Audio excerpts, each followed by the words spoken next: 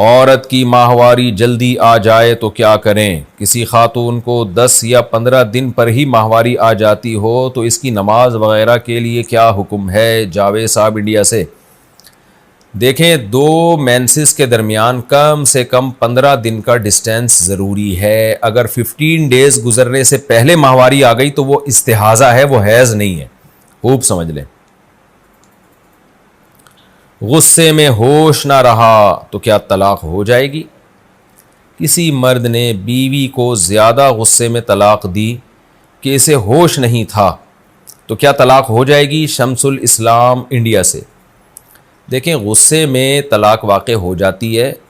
بعض علماء نے اس زمانے میں فتویٰ دینا شروع کر دیا کہ غصے میں طلاق نہیں ہوتی، اور کہتے ہیں شدید غصے میں نہیں ہوتی۔ یہ بالکل غلط فتویٰ ہے، اور کہیں بھی ہمارے پاس کوئی ایسی صحیح حدیث موجود نہیں ہے جس میں آتا ہو کہ جی غصے میں طلاق نہیں ہوتی۔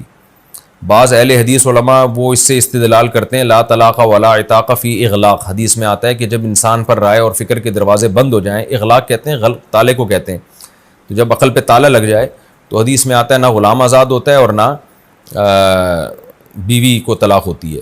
تو وہ تالا لگنے سے مراد ہے کہ جب بالکل ہی دماغ کام کرنا چھوڑ دے، جیسے سو رہا ہوتا ہے انسان کا دماغ کام نہیں کر رہا ہوتا، یا کوئی مجنون اور دیوانہ ہو جاتا ہے، پاگل ہو جاتا ہے تو دماغ کام نہیں کر رہا ہوتا۔ غصے میں تو دماغ بہت کام کر رہا ہوتا ہے، تبھی تو وہی کام کرتا ہے۔ غصے میں دیکھو بیوی کو ہی طلاق دیتا ہے، کبھی اپنی ماں کو نہیں غصے میں آ کے طلاق کہہ دیتا، اس کو پتہ ہوتا ہے کہ یہ میری بیوی ہے، یہ میری ماں ہے، تو تبھی غصے میں دنیا میں کہیں بھی معافی نہیں ہے۔ آپ کسی بندے کو قتل کر دیں تو آپ کو قصاصاً قتل کیا جائے گا۔ اگر آپ یہ کہہ دیں عدالت میں بہت غصے میں تھا، تو عدالت کبھی بھی آپ کا عذر قبول نہیں کرے گی۔ عدالت کہے گی بھائی تو جتنے بھی غصے میں تھا، ظاہر ہے قتل جب کیا جاتا ہے تو ہنس کھیل کے نہیں کیا جاتا کہ آؤ یار چلو قتل کھیلتے ہیں، ایسا کبھی بھی نہیں ہوتا۔ غصہ آتا ہے تو ہی انسان حماقتیں کرتا ہے۔ تو آپ غصے میں گاڑی کسی کے اوپر چڑھا دیں، میں بہت غصے میں تھا اور بیوی کا فون آیا تھا، مجھے الٹی باتیں کر رہی تھی، میں غصے میں آ گیا تو میں نے سالے پہ گاڑی چڑھا دی، تو سالہ بھی انتقام لے گا، تو وہ تو ویسے ہی انتقام لیتا ہے کہ اگر یعنی نشے میں بھی چڑھاتے تو وہ انتقام لیتا، وہ کیونکہ سالہ ہے وہ، تو عدالت بھی انتقام لے گی۔ تو غصے کو شریعت نے غصے میں انسان کو معذور نہیں قرار دیا۔ آج بہت سے لوگ طلاقیں دیتے ہیں اور کہتے ہیں میں بہت غصے میں تھا، تو اس لیے غصے میں چاہے جتنا ہی شدید غصہ ہو طلاق واقع ہو جاتی ہے۔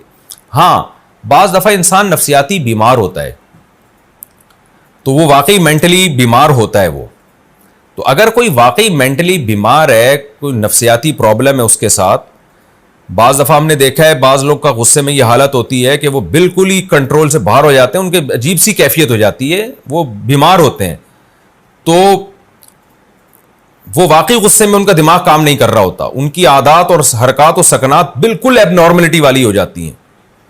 تو اگر واقعی ایسا کوئی بیمار ہے اور وہ غصے میں طلاق دیتا ہے تو اس کی طلاق واقع نہیں ہوتی، لیکن وہ دلائل سے ثابت کرے گا کہ میری غصے میں ایسی کنڈیشن تھی۔ اور دلائل کیا ہے؟ کوئی ڈاکٹر کا، یعنی جیسے مفتی کے پاس جب یہ کیس جائے گا نا تو پھر مفتی اس سے دلیل مانگے گا کہ کیا واقعی آپ غصے میں ایسے ہوتے ہیں، تو لوگ گواہی دیں گے، اس کے گھر والے گواہی دیں گے، ہاں بھائی یہ پہلی دفعہ نہیں ہوا، اس سے پہلے بھی ایسا ہوتا رہا ہے۔ اور میں تو پوچھتا ہوں کہ اگر آپ واقعی غصے میں ایسے پاگل ہو جاتے ہیں اور نفسیاتی بیمار ہیں تو یہ پہلی دفعہ ہوا ہے یا اس سے پہلے بھی ہوا ہے؟ اگر ہوا ہے تو آپ کو علاج کیوں نہیں کرا رہے تھے؟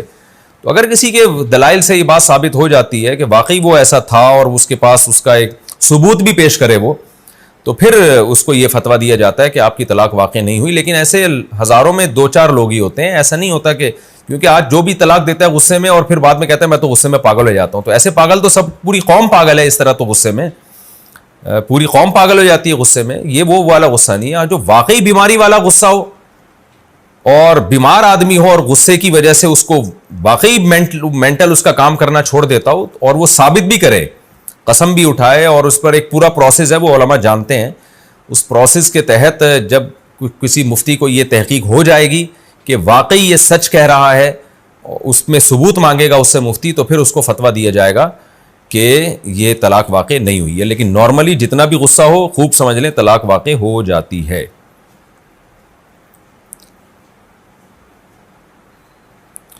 تبھی میرے پاس جب کوئی ایسا کیس آتا ہے نا کہ غصے میں پاگل ہو جاتا ہوں، تو پھر میں شوہر کا بیان لیتا ہوں، اس کو بلواتا ہوں، اگر کراچی میں ہی رہتا ہے تو دفتر بلواتا ہوں، اگر کراچی میں نہیں ہوتا کہیں اور ہوتا ہے لاہور میں ہے تو میں اس کو پھر بولتا ہوں بھئی آپ جائیں وہاں جامعہ اشرفیہ چلے جائیں, مفتی کے سامنے بیٹھ کر اپنا بیان ریکارڈ کروائیں, کیونکہ عورت کے لیے جائز نہیں ہے کہ شوہر کی بات پر ویسے ہی یقین کر کے اس کے ساتھ رہنا شروع کر دے.